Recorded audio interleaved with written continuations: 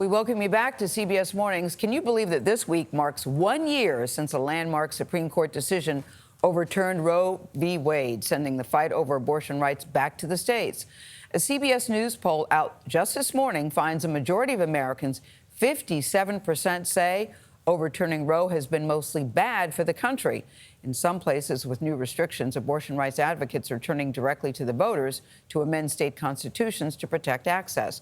Now, a CBS News investigation has found that a coordinated campaign, heavily funded by a leading Republican megadonor, aimed at making it harder to pass those amendments. Caitlin Huey-Burns joins us now with that story. Caitlin, good morning to you. Good morning to you, Gayle. Well, in the years since Roe v. Wade was overturned, voters in Kansas and Michigan voted to preserve abortion access in their state constitutions with wide support. And we found that that success has kickstarted a nationwide campaign to quash similar amendments. And that's all zeroing in on the state of Ohio. These were the protests that broke out last month when the Republican-dominated Ohio legislature approved a controversial plan. Lawmakers set a special election in August to decide whether amending the state constitution would now need 60% approval from Ohio voters, up from just over 50%. It's misleading, it's deceptive, and if it weren't so serious, it would be laughable. Maureen O'Connor recently retired as the Republican Chief Justice of the Ohio Supreme Court.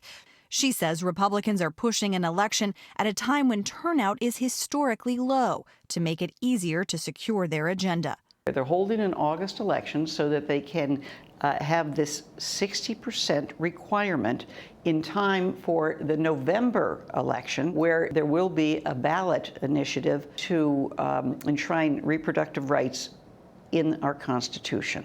In a poll last year, 59% of Ohio voters said they believed abortion should be generally legal. And in Kansas and Michigan last year, amendments preserving abortion access passed with just under 60% approval. Numbers O'Connor says caught the eye of Republicans. That's why they chose the 60%. So this was strategic. Very much strategic. When you keep changing the rules and moving the goalposts, you are intentionally silencing the vote of the people. And so, yes, it's about abortion, but it's about so many other things as well. Ohio Republican Secretary of State Frank LaRose first proposed raising the threshold to 60% last year. We don't want to see a really radical abortion amendment put in our state constitution. But is changing the rules at this state in the game, isn't that stacking the deck? No, not whatsoever. I mean, again, the game, as you called it, is an ongoing public conversation about public policy. As abortion rights groups in Ohio raise funds nationally for a November vote on the amendment, LaRose says changing the state constitution should be rare and require a broader consensus. I've been consistent all along that this is about good government. This is about protecting our state constitution from out-of-state special interests. But a CBS News investigation discovered this very proposal was promoted by conservative out-of-state interests. In this 2021 memo, a Florida-based nonprofit called the Foundation for Government Accountability touted the 60% supermajority requirement. Members of the committee. A lobbyist for the foundation was the only one to testify on behalf of the 60% measure when it was first introduced in the Ohio House. I encourage you to support this resolution, increasing the required support threshold for constitutional initiatives to 60%. The playbook being executed in Ohio was also executed in South Dakota and Arkansas. Brendan Fisher is an expert with the political finance watchdog Documented. He's traced much of the foundation's support to Illinois billionaire Richard Uihlein, a Republican megadonor and staunch opponent of abortion rights. A foundation controlled by Dick Uihlein has given nearly $18 million to FGA.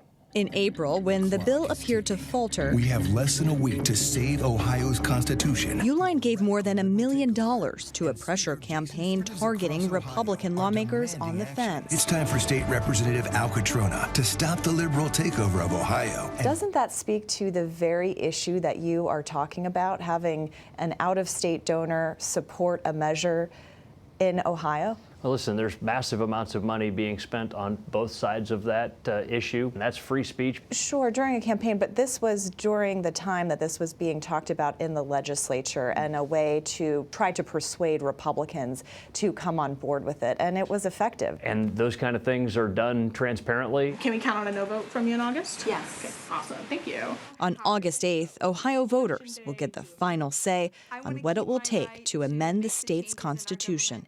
In order to change the Constitution, shouldn't it be more difficult? Ohioans have operated since 1912 with this process, and it's worked well. So it's not broken, and there's no need to fix it. The Foundation for Government Accountability declined to comment, and Richard Uihlein did not respond to our requests. And right now, Ohio has a 6-week abortion ban on the books, but it's being held up by the courts, and a constitutional amendment would prohibit that ban. Gayle? So, Caitlin, you just mentioned that turnout for the August elections is typically low. So what are they expecting this time?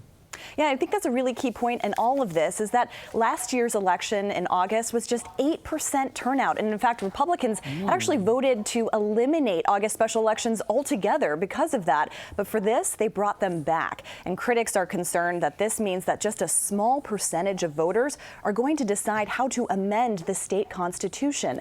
And this could actually be a roadmap for other areas. With the battle of abortion now put to the states, it's these kinds of constitutional amendments that are considered the last line of defense for abortion access. Gayle. All right. Caitlin, thank you. We'll see how this turns out. Thanks a lot.